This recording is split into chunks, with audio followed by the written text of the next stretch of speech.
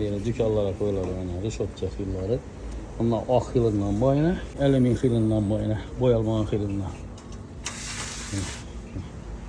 Şimdi şükürlüğüne. Izzala toyduk. İç penalı xillarımız 78'lik profil. Valla 45 yankı ne xillarına. 45 aynen koyulan xillar. Yani bir alümin içi penalını yine mahazon xili var. Sensör eşiklerimiz yine. Bu da sonra bir yerler için yine. Bu da sonra bir yerler için. Bu din işliydi. Akümülatör ambamını. 1100 tüplerimiz. 950 tüplerimiz. Akümülatörsi varyantı. Yine tavarlar.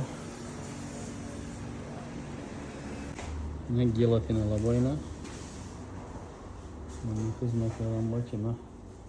Gerek olsa. Yani yeniliklerimiz köp. Bizani kuzatishda davom etinglar.